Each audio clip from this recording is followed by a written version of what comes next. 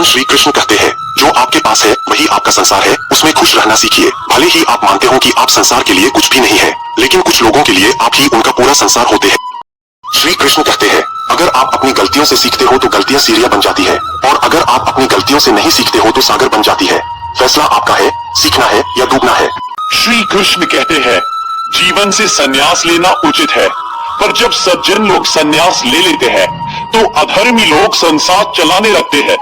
इसलिए कभी कभी संन्यास लेना उचित नहीं होता, बल्कि लोगों को धर्म का ज्ञान देना ही उचित होता है, और यही सबसे बड़ा धर्म है। श्री कृष्ण कहते हैं, यदि तुम्हें किनारा न भी मिले तो कोई बात नहीं, लेकिन दूसरों को डुबोकर कभी तैरने का प्रयास मत करना। किसी को दुखी करके तुम कुछ दिनों तक ही सुखी रह सकते हो, पर अंत में तुम्हें अपने किए हुए कर्मों का फल अवश्य भोगना पड़ेगा।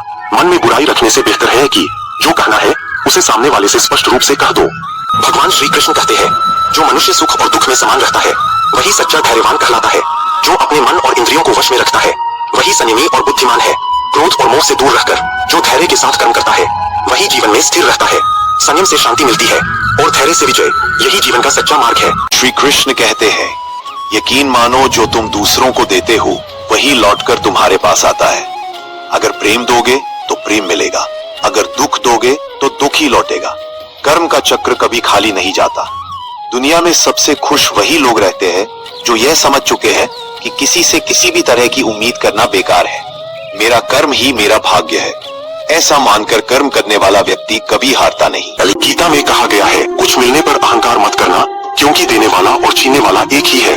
किसी को डर है कि ईश्वर देख रहा है और किसी को विश्वास है कि ईश्वर देख रहा है।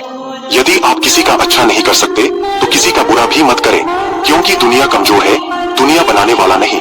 आपके मुख से निकला हर एक शब्द आपके लिए सत्य सिद्ध होगा, इसलिए दूसरों से मीठा और सुशील बोलिए, तभी आपको सफलता जल्दी मिलेगी। श्री कृष्ण कहते हैं, गलतियां भी होंगी और गलत भी समझा जाएगा।